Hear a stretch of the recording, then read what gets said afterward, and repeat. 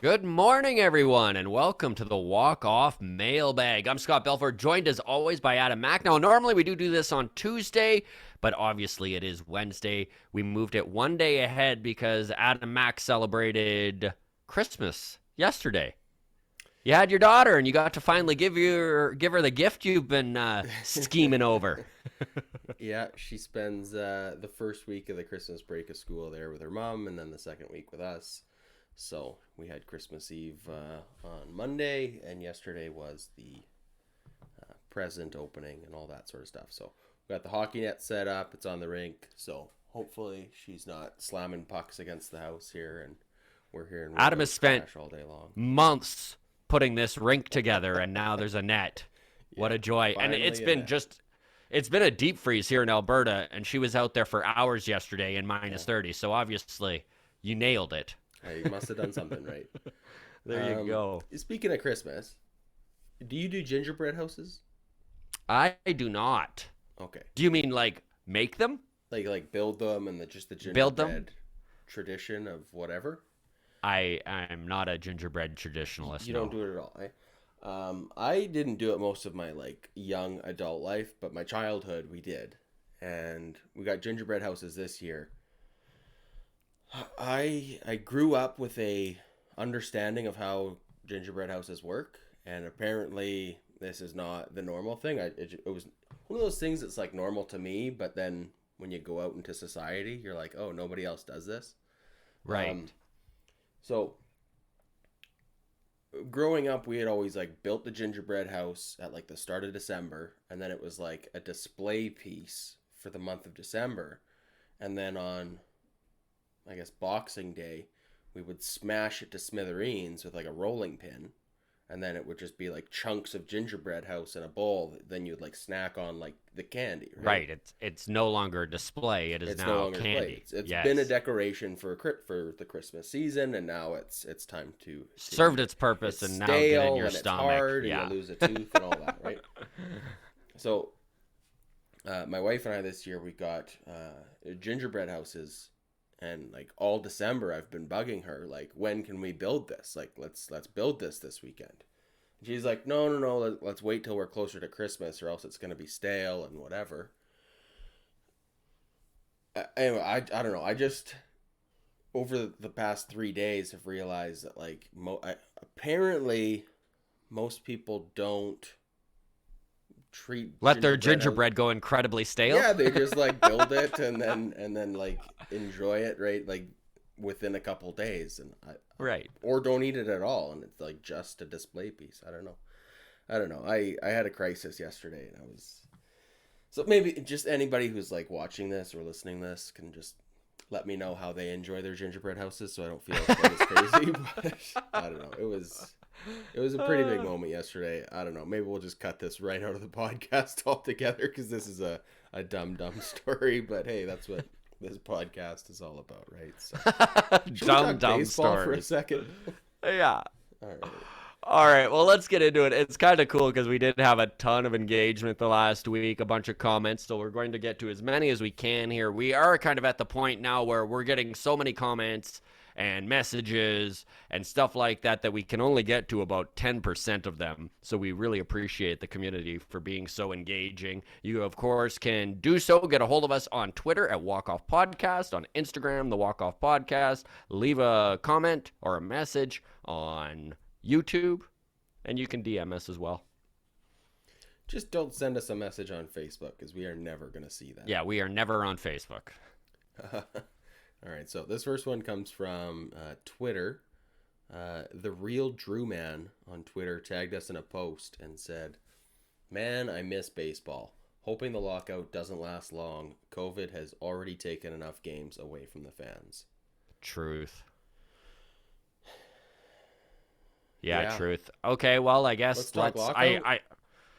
Yeah, 100% agree with him. And baseball news is just at a standstill.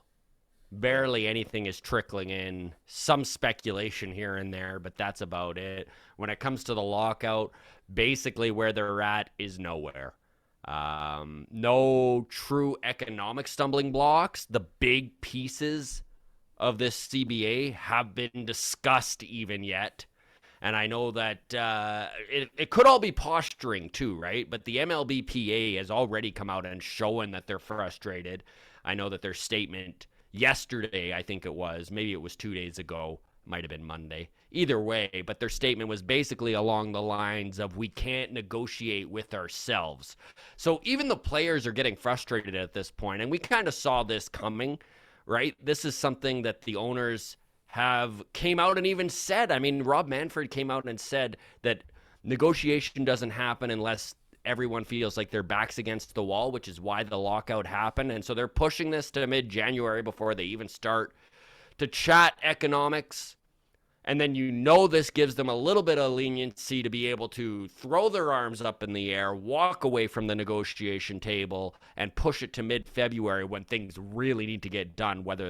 Otherwise, they're going to start losing games, right? If you eat too much of spring training, they're going to need to push the season. They're going to need to eat some games. We'll see where it goes. Right now, we're still probably a couple weeks away from them even actually sitting down seriously and talking. So that's where they're at. So the update is no update. We'll update you when there's an update. Yes.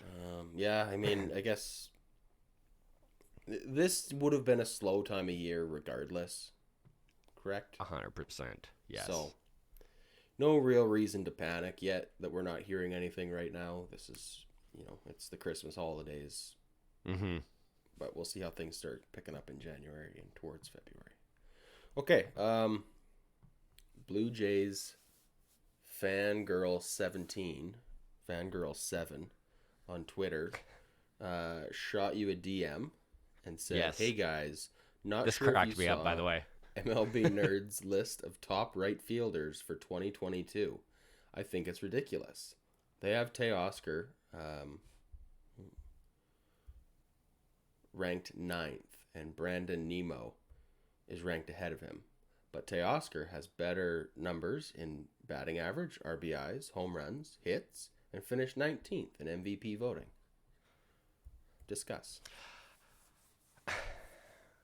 Okay, so this is the last time that we are going to address a comment about MLB nerds. Sure it is, Scott. I'll see you next They week. suck, all right? MLB nerds suck. Listen, we've gone over this once before with the catching projections from them. And the one thing to keep in mind with this, these lists are projections for 2022. So it's already a roll of the dice as to what that even is going to mean. Okay, now MLB Nerds is a Twitter account that is solely trying to create engagement. So of course they're going to be hot take-ish. Again, also projections, so already a lot of opinion involved. Plus, they're biased towards the New York teams, as if all of that wasn't already enough.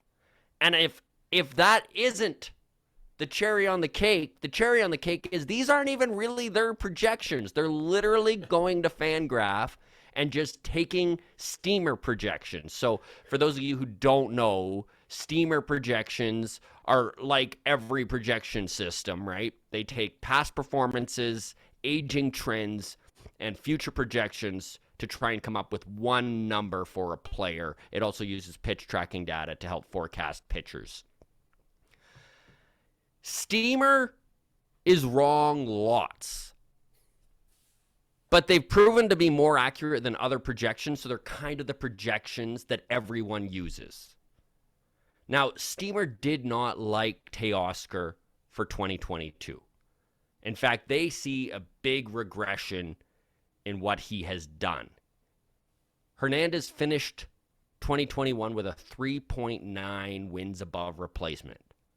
And they've got him at 1.7 WAR for 2022. So they see a big regression.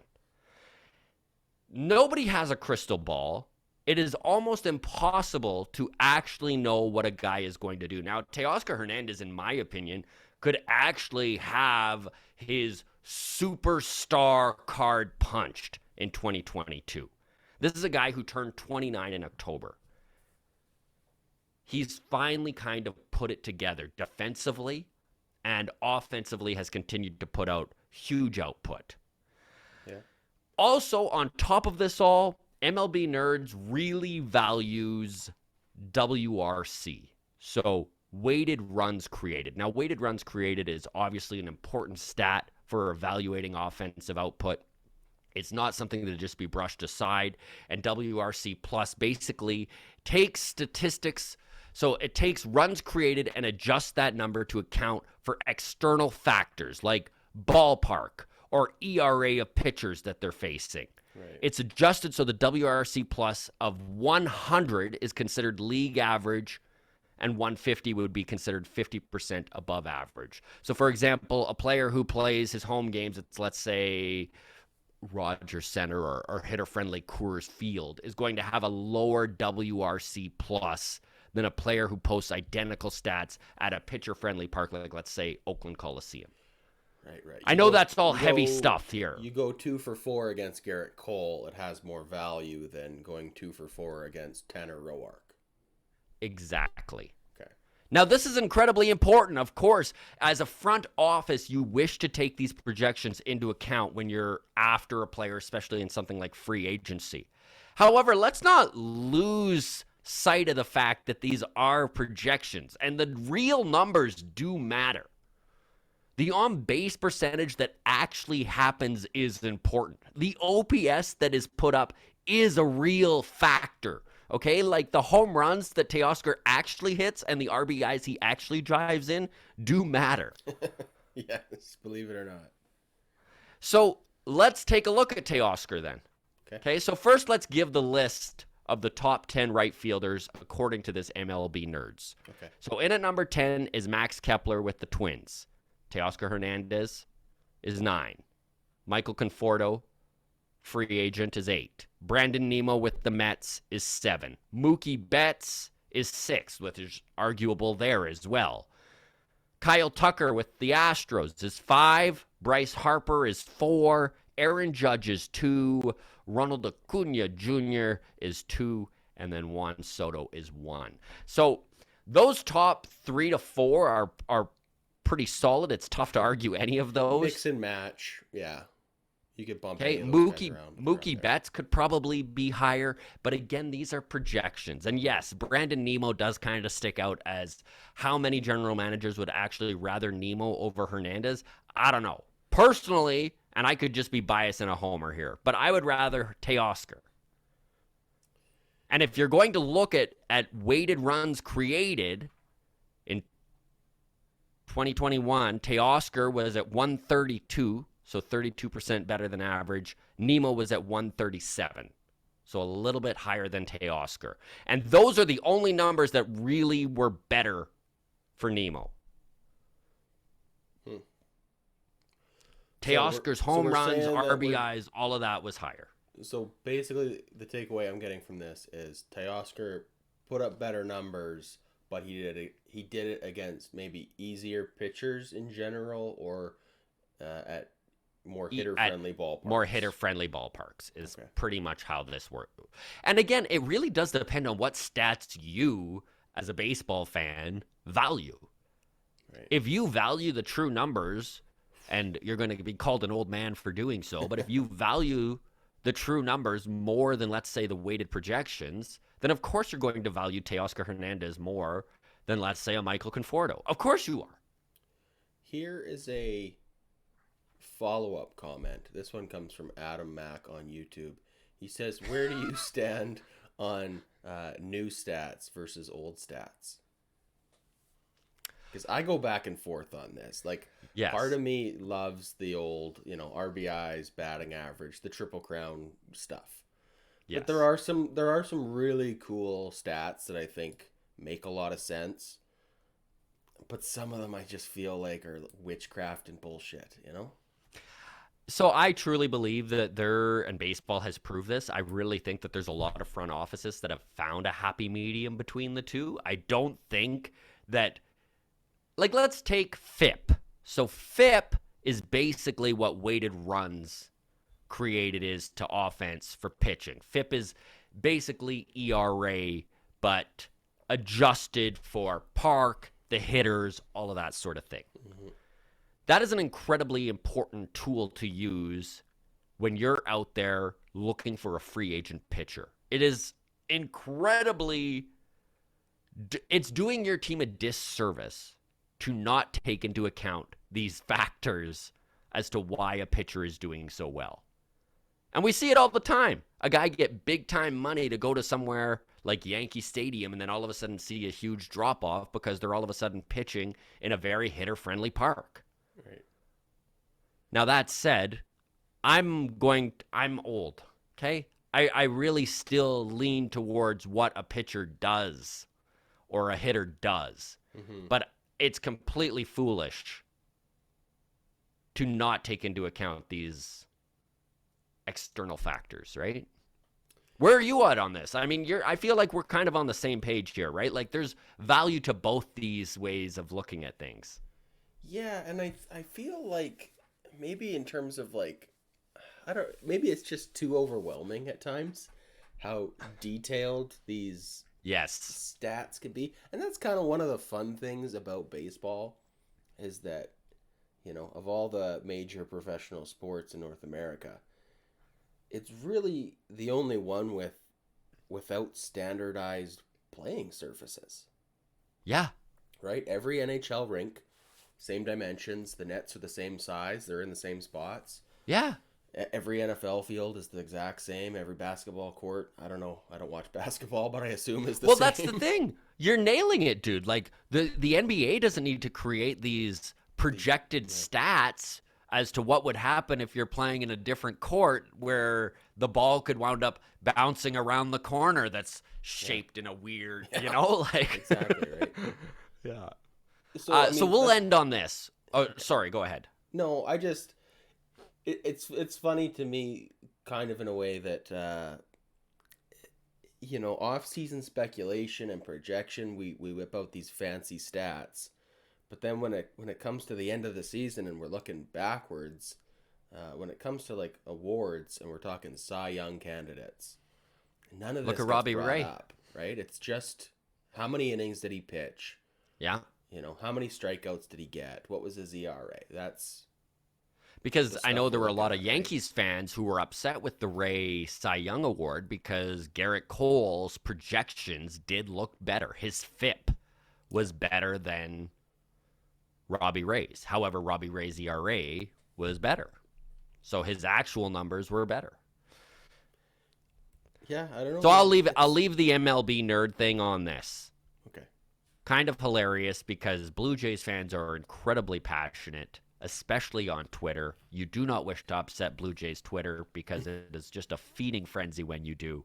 And MLB nerds even did a top 30 fan bases, and Toronto ranked in the top 5. And then after some of these projections and constantly being attacked by Blue Jays fans, he literally had a tweet where he was like, I don't know why I said that the Toronto fan base was top 5. They are easily bottom 5, right? So, yes, there were a lot of Blue Jays fans who were upset by these.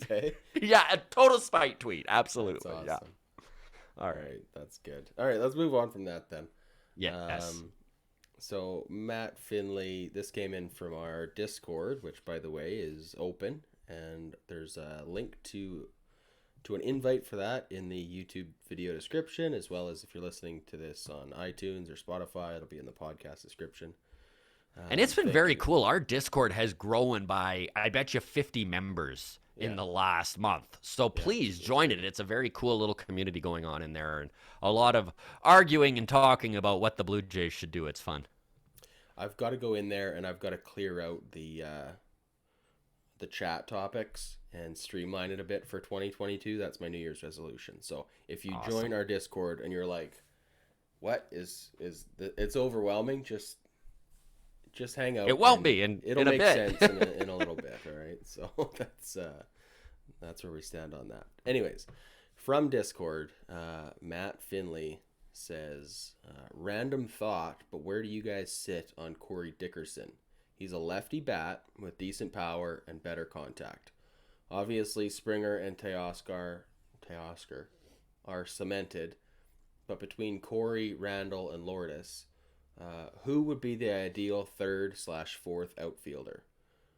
We'd have to re-sign Corey, of course, but if Randall or Lourdes gets dealt for someone else, would he be a viable option to bring back? So one of the more attractive things about Corey Dickerson is the fact that he's a left-handed bat in this extremely right-handed heavy lineup.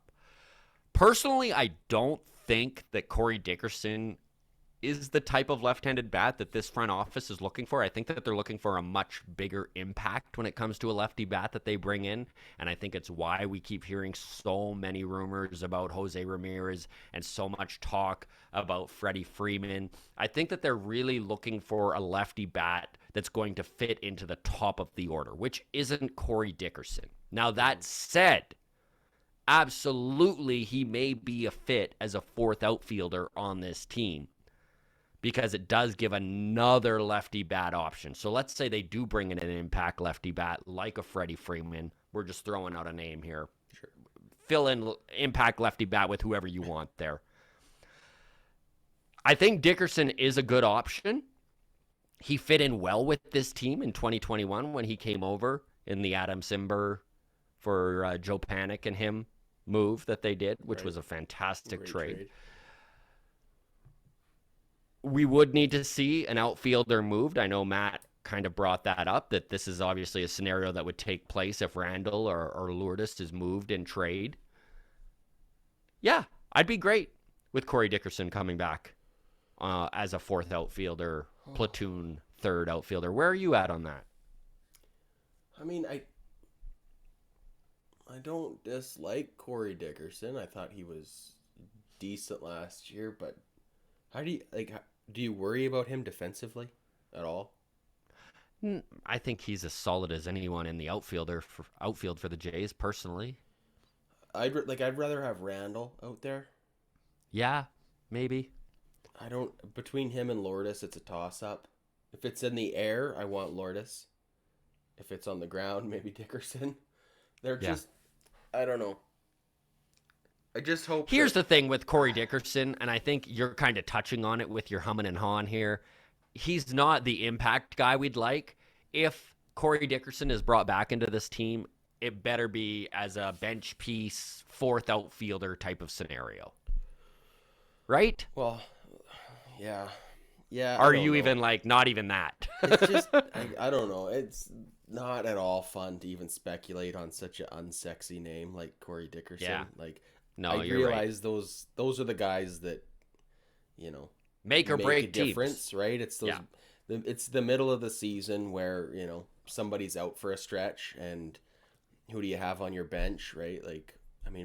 We saw, and I love the guy, Josh Palacios, but there was a stretch there.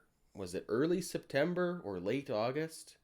Yeah, where it just felt like we weren't even trying to win anymore because of the guys we were throwing out. We were throwing out these AAA, Kevin Smith and Josh Palacios, and they were doing because their that's best. Who there was. That's who there was. That's who we had, right? And there was some ugly baseball before. It was just before we went on that really good the run streak there. Yeah.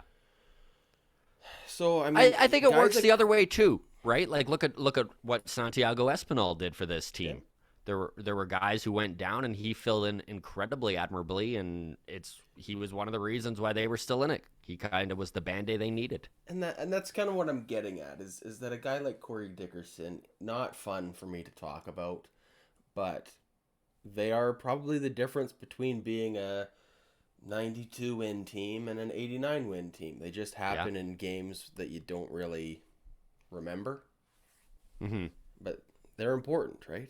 I don't know. It's just, gross to talk about. I don't know. I mean, we just spent the last. No offense to Corey Dickerson. Yeah, absolutely. I get 100% what you're saying. We just talked about bringing in Freddie Freeman and Jose Ramirez, and now it's but what about Corey Dickerson as a viable fourth option in the outfield? It's everyone's man. What about Corey Dickerson? Yeah. I don't know. My dick's sure hard for Corey Dickerson. All right, let's move on to something a little more fun. So I put up a question on the community tab on YouTube here with the announcement of a $200 to $250 million renovation instead of a new ballpark, what's one new improvement that you'd like to see at Skydome? And now, when we first saw this announcement,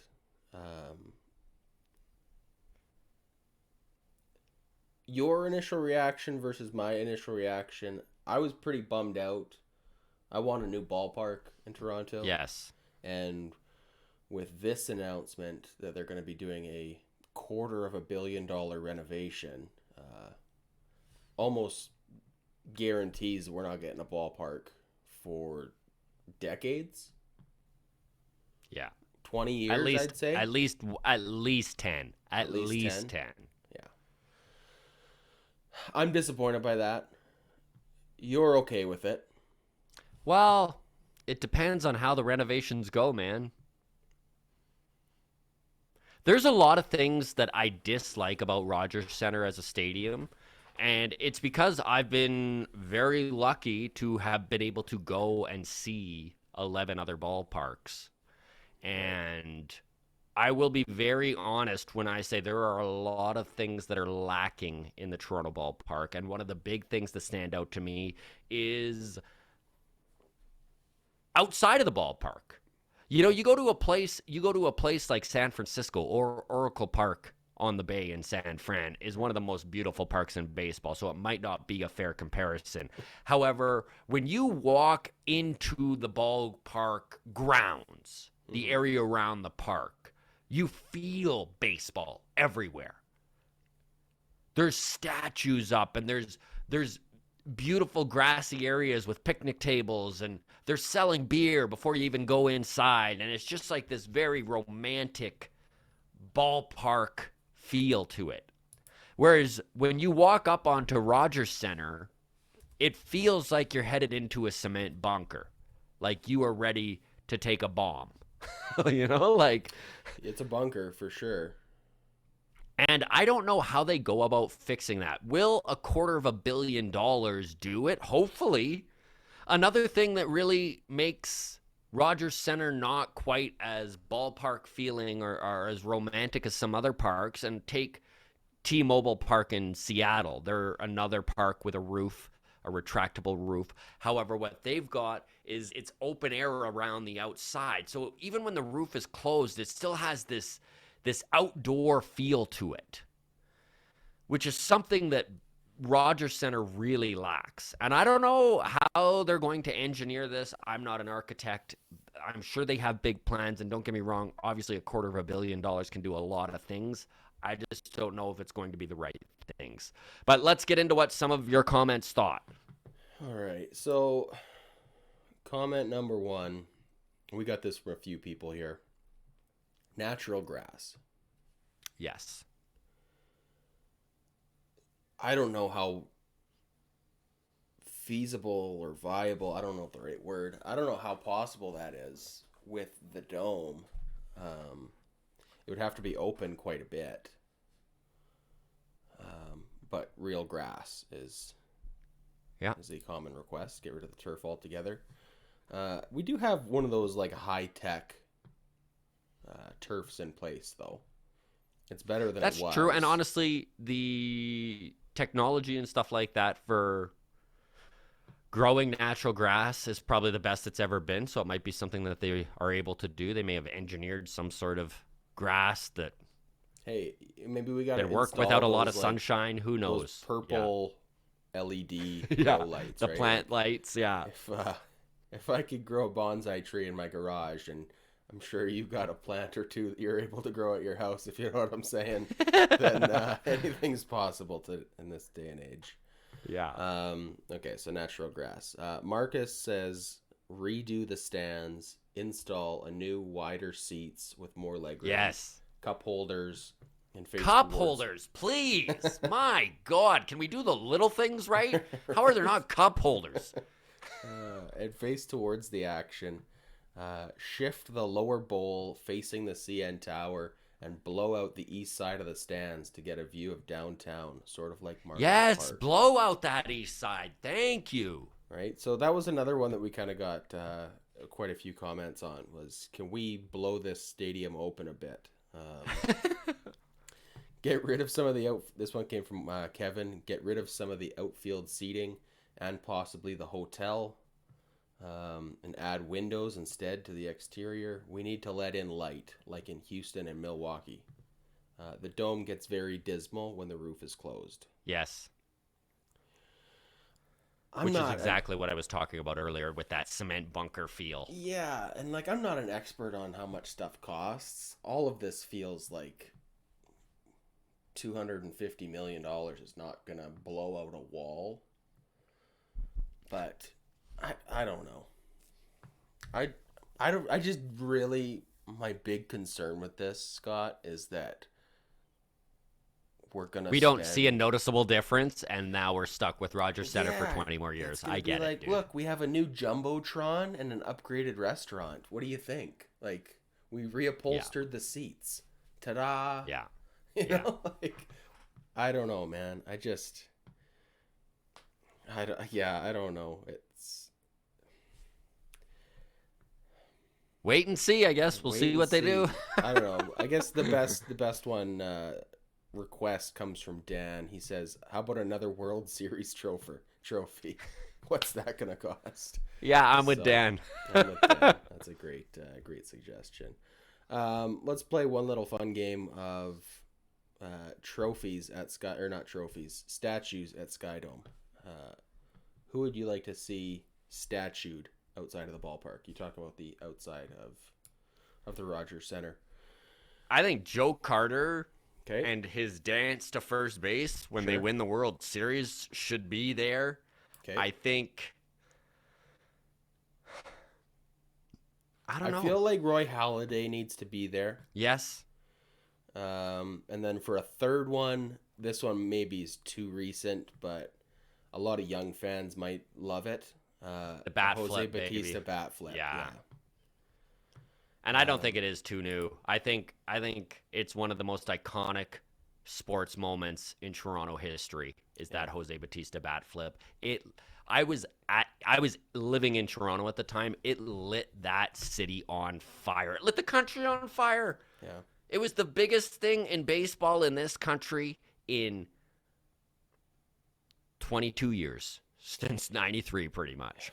Yeah, I mean, it really, I think, started this enthusiasm for baseball that reinvigorated wave that Absolutely. We're riding right now. Yeah. So it's good to see. All right, two last things to talk about here. This one comes from Heinz on YouTube, and we got a lot of critical back and forth on our Bichette opinions last episode. Yeah. Very passionate on both sides. A lot of Bo apologists and a lot of Bo's overrated. Right. So we don't need to go through every single comment. We probably got 24 comments either defending Bo or being critical of him. But thank you very much, everybody, for your comments. It actually makes this so much more fun. Absolutely. So this one comes in. Bo's arm is a second baseman's arm. He is satisfactory at shortstop, but would be an all-star, a literal all-star at second base. I mean, we did see it with Vladdy, right? Vladdy. Yeah. Sorry, one second here, buddy. No. Yeah, can you just put it down, man, and I'll grab it. Thank you so much, buddy. What's that? Yeah. Scott. Thanks, man. Is that your weed delivery? Buddy. No. I wouldn't have been as annoyed. Come on in. All right, so we saw Vladdy. Vladdy, I mean, came up as a third baseman. Could have had a very long, successful career as a third baseman. Probably never would have been a top-tier third baseman in the league, though. But the move to first, I mean, we saw it right away. He's second in MVP voting, right? So very true. Would we see the same thing out of Bo if we moved him to second? I mean, we saw it with, I need another coffee. My delivery guy really threw you off here, buddy. Just a wrench, man. Oh my god! All I can think about is what got delivered. I'm so curious now. I mean, look at Marcus Simeon, right? Yeah. Marcus Simeon went from great to super great Yeah. by going to second base. So what do you think And about Bo going to second? it is something to consider. Obviously, the Vladdy comparison is a great example of a guy who went from struggling at third to really owning first base, and it did make him second in MVP voting. I think the big thing with Bo, and we touched on this last mailbag, was that where does he project as he gets older? He's more valuable at shortstop. Certainly. However, obviously, he very well could be a better second baseman. Maybe his arm does project him best at second. It would depend on what they bring in to play shortstop, obviously, you know? Well, I think that's a thing to consider, is that shortstop is maybe the premium fielding position. There's not a lot of other options, right? Like, Yeah. if Bo only ever ends up as a top 5 shortstop in the AL or a top 10, and like if he's in the top half of shortstops defensively and putting up, 300 plus batting average, if we move him to second and he's a Gold Glove All-Star second baseman, but now we have Joe Bum at shortstop, like I don't think that's a win. Yeah. Like, I don't know. I love him at short. There's not a lot of options out there. It feels like there is because of the free agent class, right? Whose comment was year. this again? This came from Hines on YouTube. Hines makes a really good point, though. Like, if you're just looking at Bo Bichette right now with the skills he has currently as a 23-year-old, he probably would be better at second base. Where is he going to be at 26? And shortstop is such a premium position, and it takes so much experience to get to a point where you are an elite shortstop, that do we wish to hinder his development and kind of stick him at a less premium position for right now? You know what I mean? Like for the best move right now. Do we want to see where he gets, or are we living in the now? It really depends on what this front office wants to do. I just, yeah, maybe it would be best for Bo to move him to second in his personal accolades. Yeah. I just don't think it's in the team's best interest to move him over to second unless we're bringing in a Carlos Correa or somebody like that. right? Yeah. If it's just, no, we're going to move him to second so that he can really flourish, and then we're going to bring in Freddie Galvez to play shortstop, I don't think that's an upgrade to the team. Obviously. And agreed.